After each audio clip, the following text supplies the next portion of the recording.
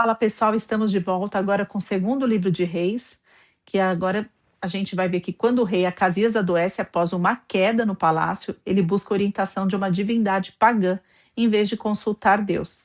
E por isso o profeta Elias anuncia sua morte, e assim acontece. Depois que o profeta Elias terminou sua missão, Deus escolheu Eliseu para continuar o seu trabalho. Elias foi levado ao céu, a palavra de Deus diz, de uma forma extraordinária, acompanhado por carros e cavalos de fogo. Antes de partir, ele transfere sua autoridade profética para Eliseu, que recebe uma porção dobrada de seu espírito e passa a liderar o ministério profético em Israel. Então Eliseu, agora profeta, passou a ser conhecido em todo o país pelos muitos milagres que ele realizava. Ele passou a ajudar pessoas pobres, os doentes, curava os doentes, multiplicava alimentos e mostrava que Deus continuava cuidando do povo. Enquanto isso, os reis de Israel e de Judá enfrentavam um problema constante. Muitos deles se afastaram de Deus. Em vez de seguir os seus mandamentos, adoravam ídolos e permitiam que o povo fizesse o mesmo. Em Israel, tudo começou com Jeroboão, que separou o reino de Israel, o reino de Deus, e colocou bezerros de ouro para que o povo pudesse adorar. Depois dele vieram reis como Nadab, Baasa, Elá, Zinri e Onri. Muitos deles marcados por disputas, violência e instabilidade. Acabe foi um dos mais conhecidos porque casou com Jezabel, que incentivou ele ainda mais à idolatria. Mais tarde, reis como Jeroboão II e Oséias também governavam, mas quase sempre sem verdade e sem fidelidade a Deus.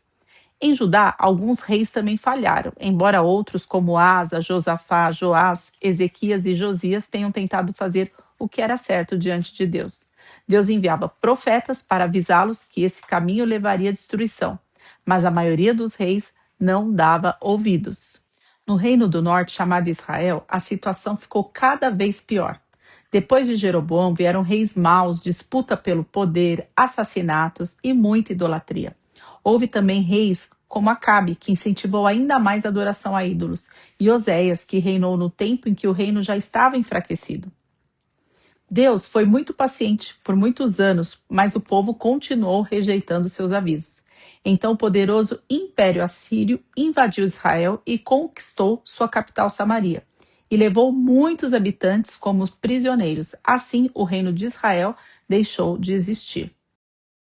Já no Reino do Sul, Judá, desde os dias de Roboão, filho de Salomão, a história foi marcada por altos e baixos. Alguns reis, como Asa e Josafá, procuraram obedecer a Deus e combater a idolatria.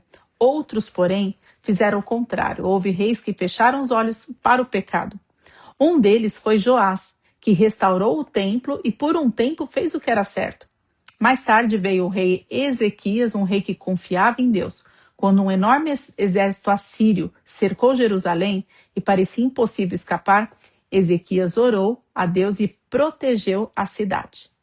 Depois dele, porém, reinou Manassés, um dos piores reis da história de Judá.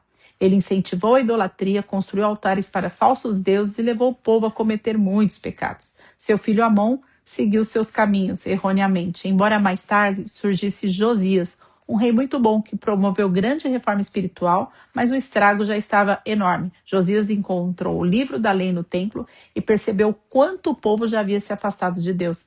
Então destruiu ídolos, restaurou a adoração verdadeira e tentou conduzir a nação de volta ao caminho correto. Mesmo assim, as consequências de tantos anos de desobediência acabaram chegando. Depois de reis como Joaquim, Zedequias, veio um grande império, a Babilônia, que se tornou a maior potência da época. Seus exércitos invadiram Judá, que cercaram Jerusalém e finalmente destruíram a cidade. O templo foi queimado, as muralhas derrubadas e muitos habitantes foram levados ao exílio.